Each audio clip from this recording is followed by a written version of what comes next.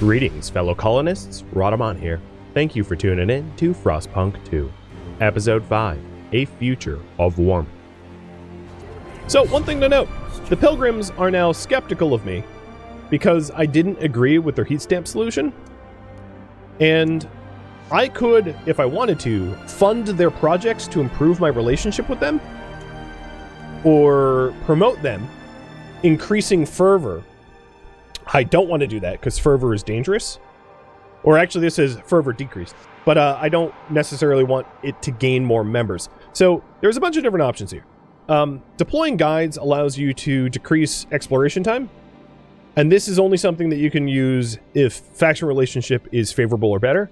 So for the stalwarts, it would be mobilizing enforcers. Basically, I can ask the stalwarts, I can deputize them to become temporary police. Whereas the other factions, so I would say like Frostlanders and New Londoners are non-radicalized. You can think of them as sort of like moderate political factions, whereas the Pilgrims and the Stalwarts are sort of more radical political factions. And the radical ones have special abilities. So if I wanted to appease the Pilgrims, I could definitely fund their projects, because pissing a faction off comes with consequences. They will start to protest and riot and cause a lot of problems.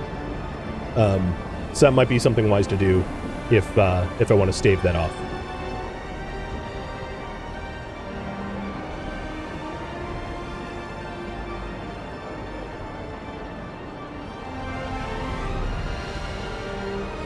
Alright, almost have the...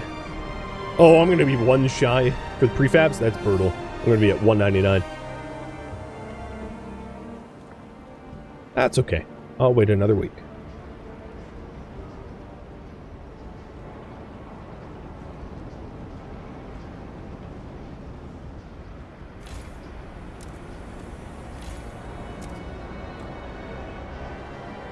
While I wait, I'm just raising the amount of coal I'm extracting so that I don't dwindle the stockpile down too fast.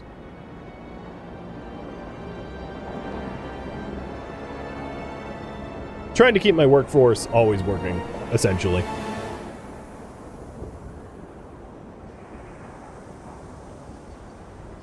Okay, there we go.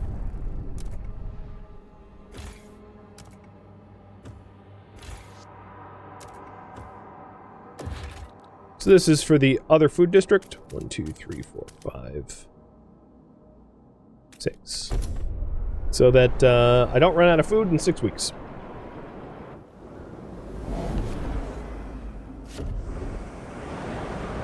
And I'm also going to essentially turn off, or almost turn off, this prefab district so that I can frost break. Because I'm planning on expanding this food district to cover those 2 other food tiles, so that it doesn't run out of surface resources too quickly. And now that I've managed that, the next step is to build the council hall. Putting it off anymore would be, I think, foolish.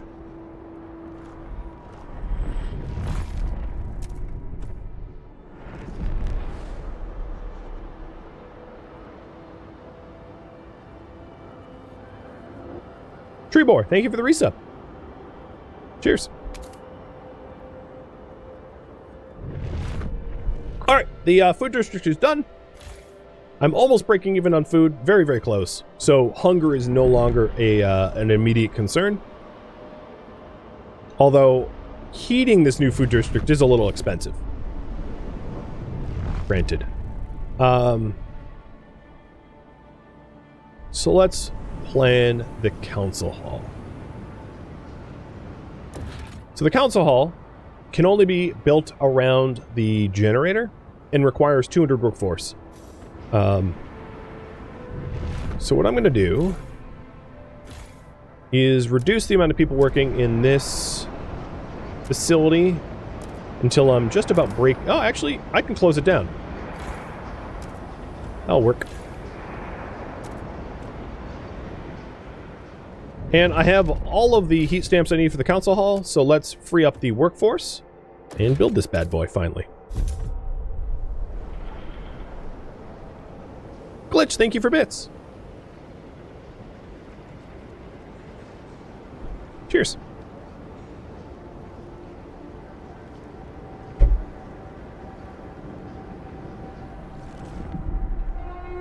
I still have a bit of a goods deficit. Will announce the name of this month's top worker at tonight's muster. But I'll worry about that later. The goods deficit.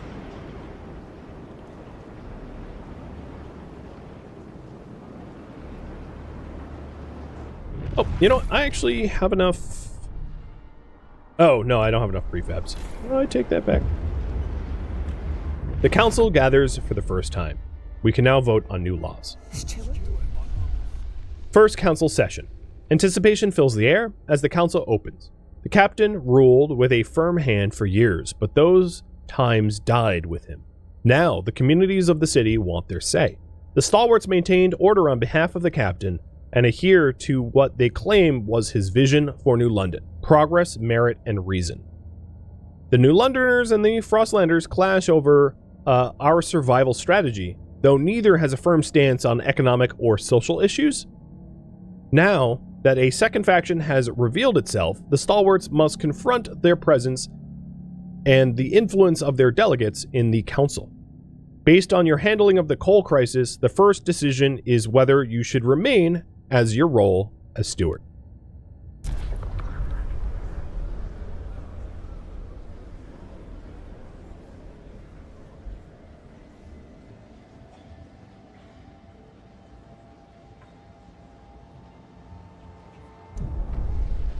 The council.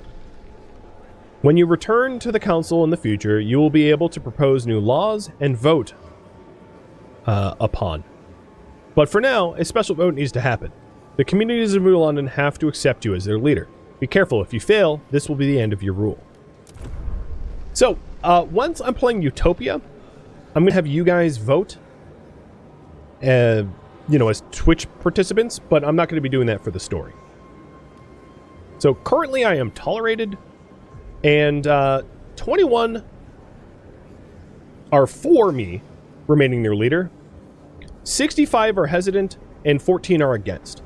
So if I take a look at the against, it's 1 of 4 pilgrims and 9 of 59 New Londoners and 4 of 28 Frostlanders. And if you take a look at the factions here, you can actually see their makeup.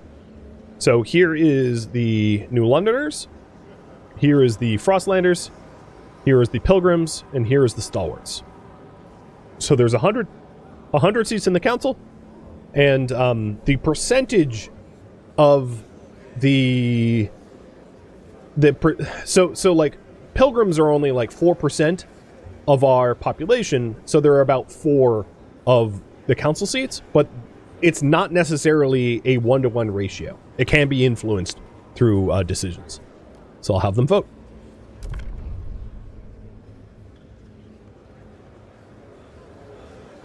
A vote of confidence. Don't vote me out, bros. The noes have it. Seriously? Okay, well, I'm gonna load and change that outcome. That's really funny that they just like voted me out immediately. Damn you! I think it's because I turned the Pilgrims down and they kind of like got fussed. Can't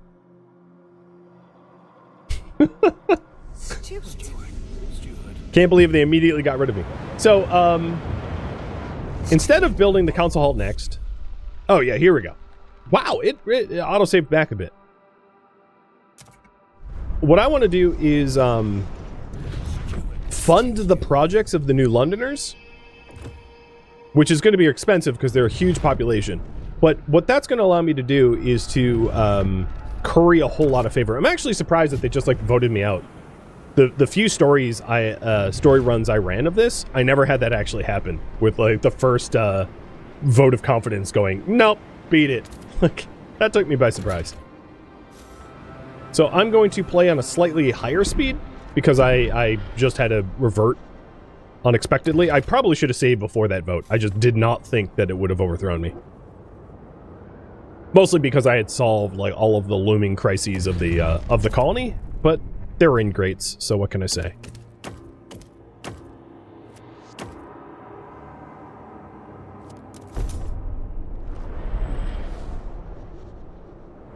Streamer luck. Yeah, we'll go with streamer luck.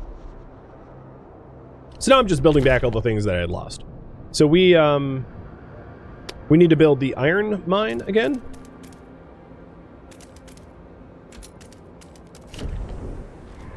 And then the extra food house.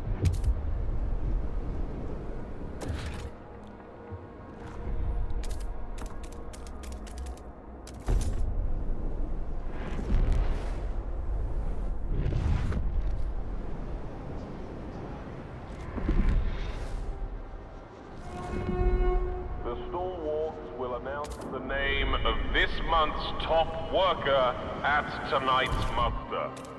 And then probably research asbestos lining. I'll do that now.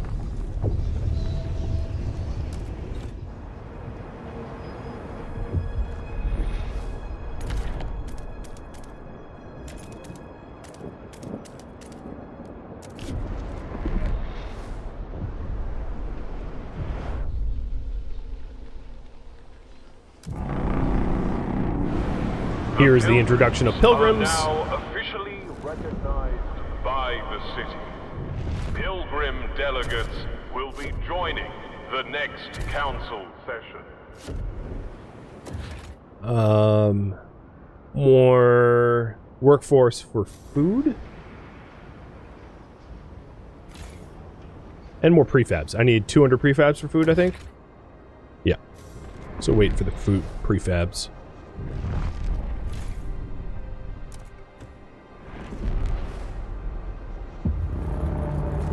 We explored the coast.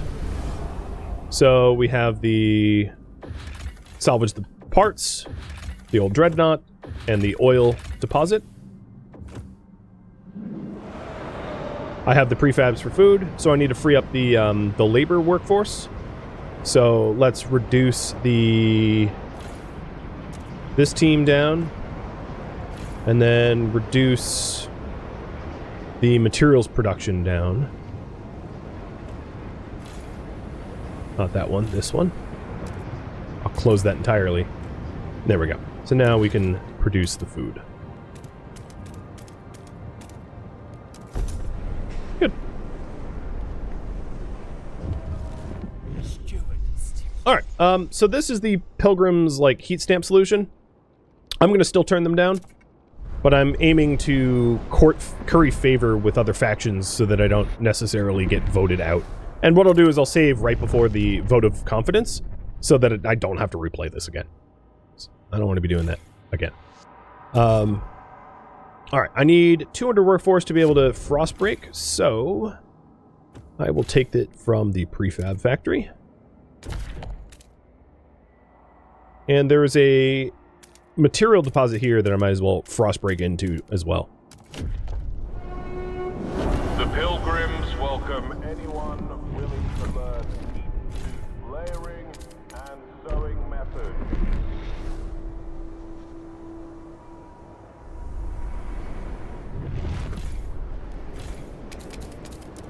Alright, so food is solved.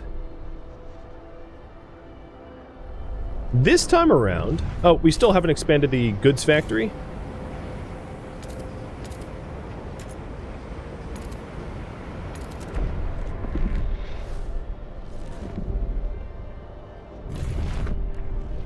Done.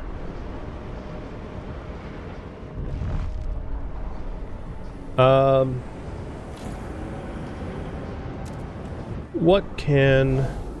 And then we'll have the explorers go back to the approach. I think that's what I set them up as. So I think we're roughly where we left off now. So the council hall here, I can afford with a little extra workforce. Let me do a quick save. I'll call this Twitch. Or whatever I just typed the first time around. And now we're back to where we were. I just sped through it a little faster.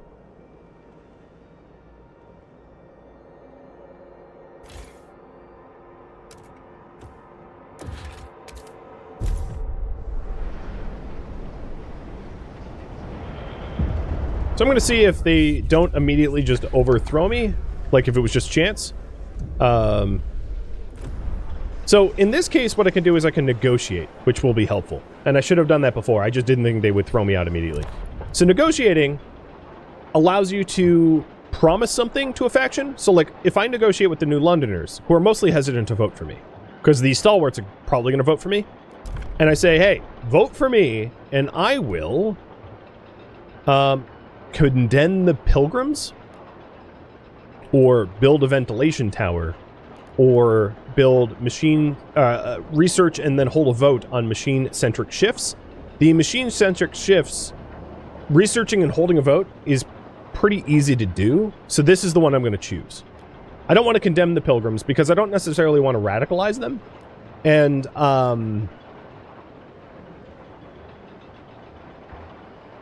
I don't want to commit to building a ventilation tower. Well, actually, no, I'm going to do the ventilation tower. I take that back. I can build the ventilation tower and then just turn it off if I don't need it. So, this vote of confidence is going to go a lot different because I've made a promise to the New Londoners that I intend to fulfill. So, as you can see, 75 out of 100 voted for me. Law passes, and fuel for the future. A Stewart, you shall remain then. Good. There are challenges ahead. Expanding coal extraction is a great success, but the vein will only last so long. We need to explore the Frostland for a permanent source of fuel. Otherwise, the city will have no future at all. Passed in the council. So up here, I have a promise to the New Londoners that I will research ventilation tower sometime in the next 39 weeks.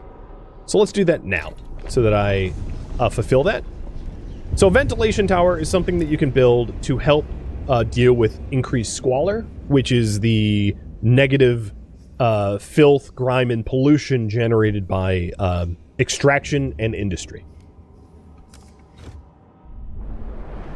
And I've already built the logistics district on an old way station, and a permanent source of fuel is here at the old Dreadnought. We found oil.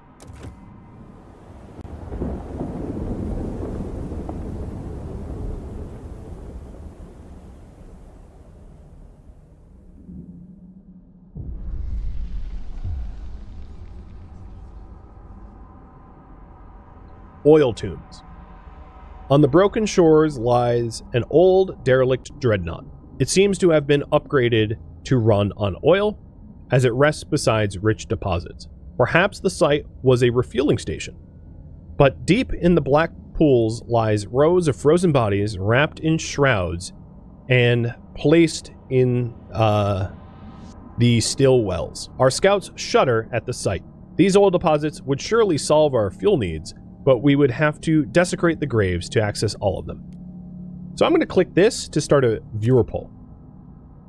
And now I think in the overlay built into Twitch, you guys can vote on whether we remove the bodies to gain access to more oil deposits or respect the dead so that we only access the vacant oil deposits. I don't have my overlays up. I don't know what this looks like on your end though. So I can't talk you through this. But I don't see the polling working at the moment. Is it?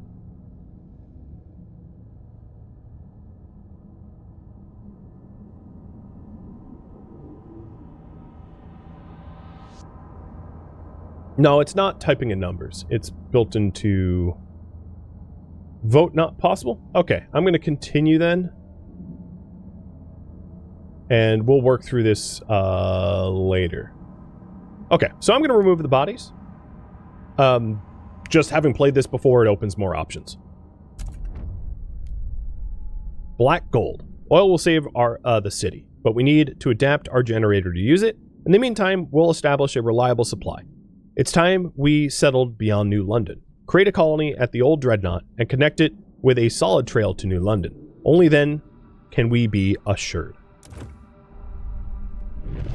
So the overarching goal is to establish a colony at Old Dreadnought and transfer at least 75 oil per week to New London. And then I also made promises to research the ventilation tower to the New Londoners.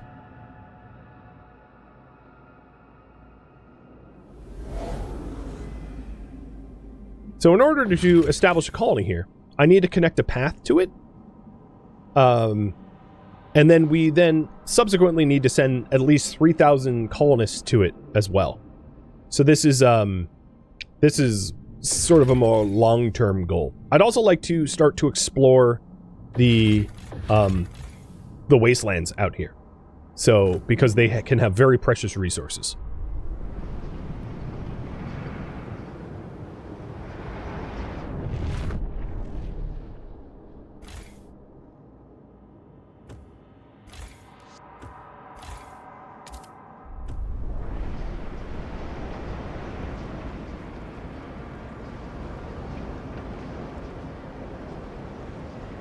Oh, it's about to warm up. Good, because I'm almost out of coal. In fact, generator, overdrive. We went down to about 9,000 coal. I'd like for that number to start bouncing back.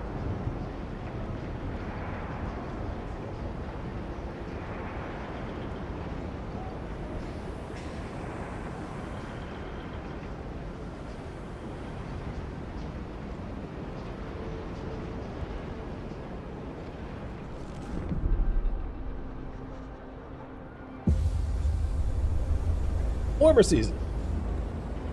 Good, I was getting a little warm. And more people just moved in. Alright, so let's deal with that. Immediately, I'm going to ramp up some extraction districts. We are pretty low on prefabs, so I would like to set up another prefab district. And then eventually we'll have to start making prefabs from scratch in industrial districts.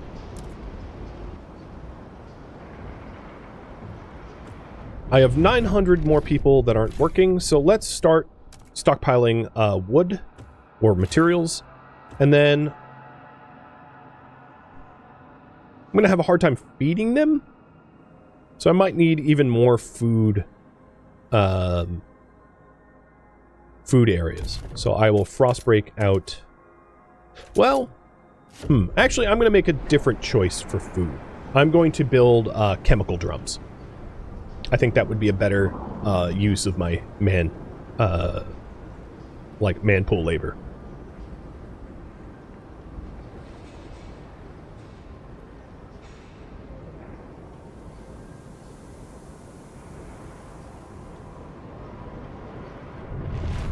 With the new people, we have housing needs that have gone up.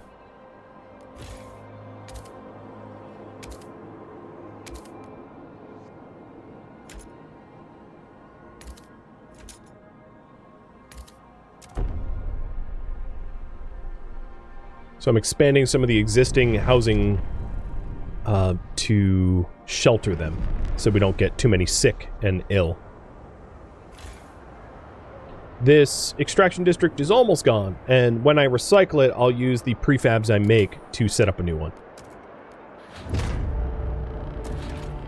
Oh, but I haven't frostbroken that area yet, because that was in the previous save. So definitely doing that.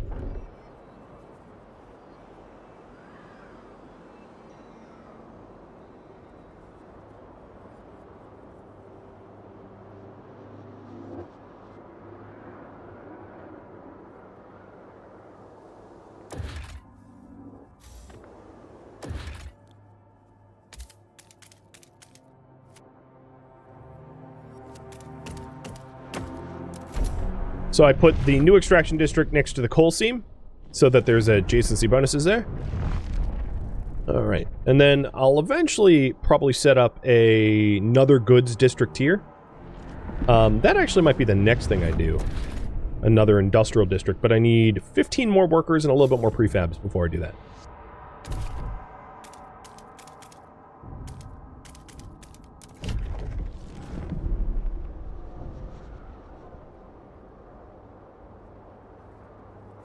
Alright, council decision. So, rules. Because we're facing food shortages and goods shortages, I can pass laws about food and goods. So, one is foraged additives. Citizens will produce food during calm weather.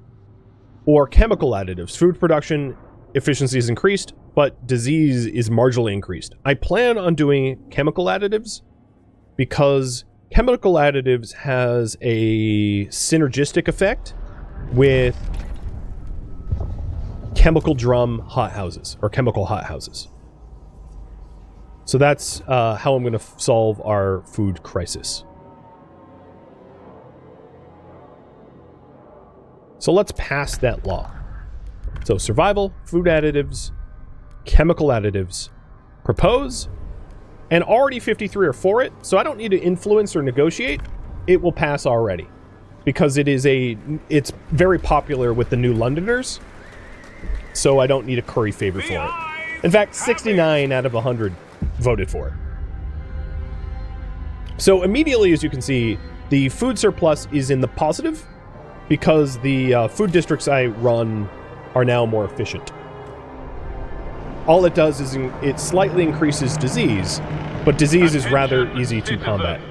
A new law is in effect.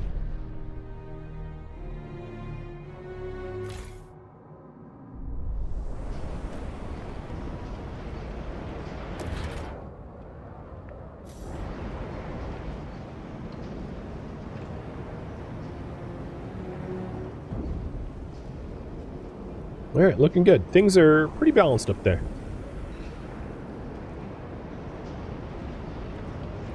And passing laws like that, those that support that idea, like the Stalwarts and the New Londoners, are going to appreciate that, but the Frostlanders and the Pilgrims will not, because it was not supported by them. So every time you pass laws or do research, it affects the relationship you have with the factions. So, for instance, the New Londoners were delighted that I kept my word of researching a ventilation tower. So my relationship with the New Londoners improved and trust overall rises. So I am now favorable with the New Londoners, which is 59% of the city. So I have pretty high trust. And also I have favorable relationships with them. So they like me. They really like me. Not all of the Frostlander and Pilgrim researches are bad ones. So the one that I particularly like is food energy efficiency, which decreases the heat requirement of food districts. And that is that's an adaptation research, which I'll probably end up getting because it will make the Pilgrims a little bit less hostile towards me, and it will reduce the amount of heat that my food districts need. So it's a pretty good one to get as a result. So I'm gonna do that next to try to de-radicalize the Pilgrims because they're a little mad at me.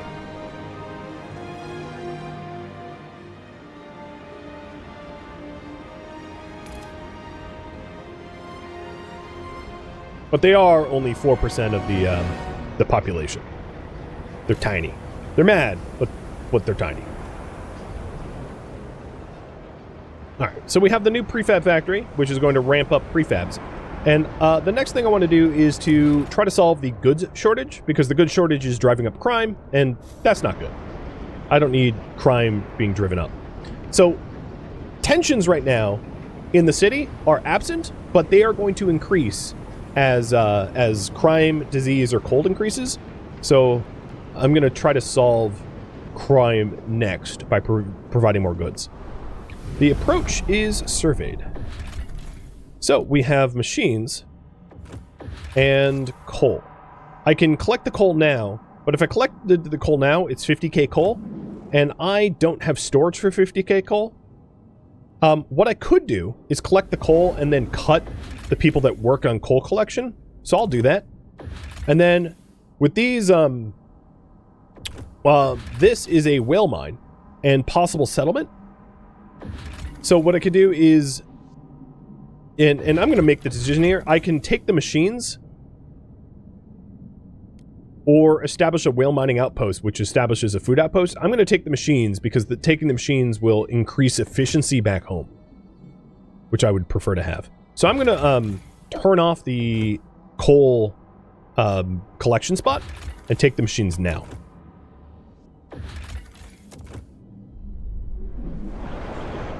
So we're going to have a deficit of coal for briefly, but it will go back up.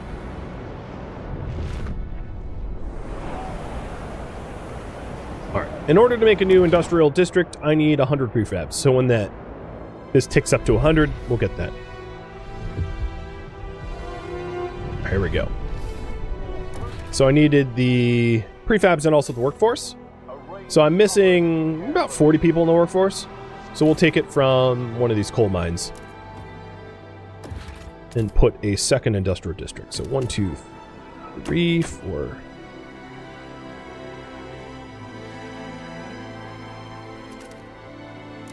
There.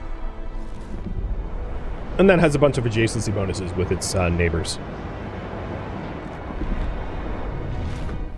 Alright, so the machine efficiency just finished grabbing the machines. So I'll put them back to work at the mine outpost.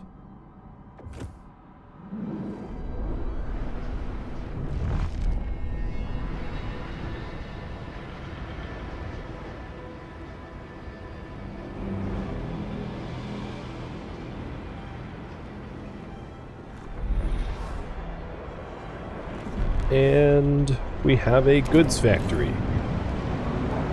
So I'm still not breaking even, so I'm going to expand the goods factory so that it produces more goods. A lack of a law regulating childhood is causing tension throughout the city. So let's go ahead and pass a childhood law. So if we go to society here, how do we deal with childhoods? So we could either have them be apprentices, which is supported by pilgrims, or mandatory school, which is supported by stalwarts. I want mandatory school. So I'm going to propose this. And in order to get enough people to vote for it, I'm going to, once again, negotiate with the New Londoners. And I will have them...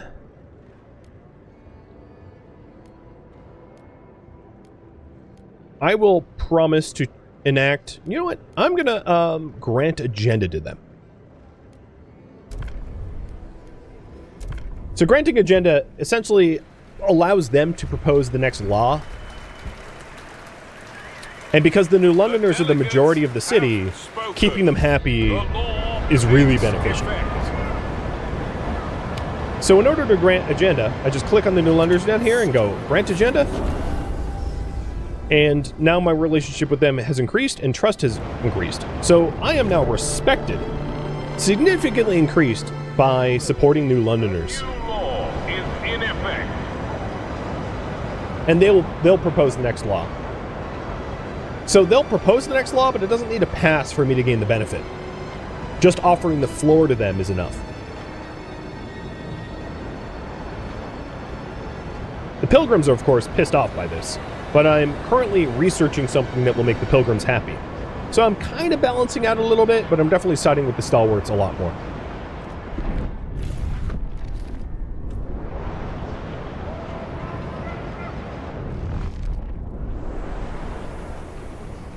So crime is now diminishing because of the amount of extra goods I'm producing. Oh, Frostland teams are done. Let's have them explore somewhere new.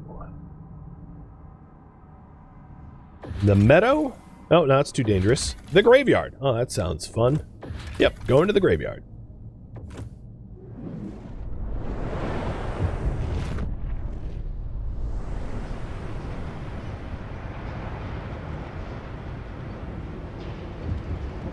Generator at dangerous levels. Oh, it's been on overdrive the whole time, so let's turn that off. And my coal is like way over capacity here. So what I'm going to do is turn off all of the coal extraction that is occurring at home. Off. Off. And,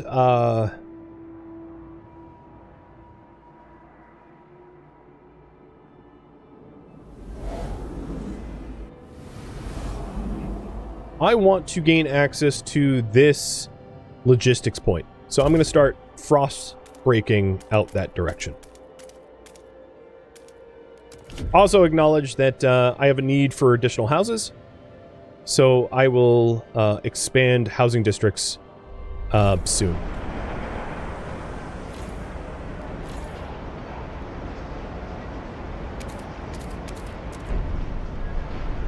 Trying to make everyone housed.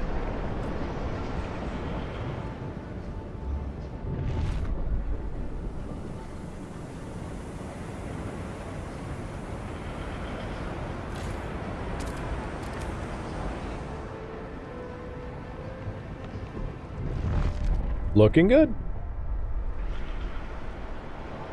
You were worried about the lack of housing? Yeah, I was too. I was keeping an eye on it. I mean, it's hard to solve all problems at once, right? Like, that's a big ask. So it's a lot of the times it's just the most urgent thing immediately. And I was looking at the amount of workforce that was out sick as a result of lack of shelter, but it wasn't very high. But as it is getting colder on the horizon, it's going to be more urgent that that gets solved.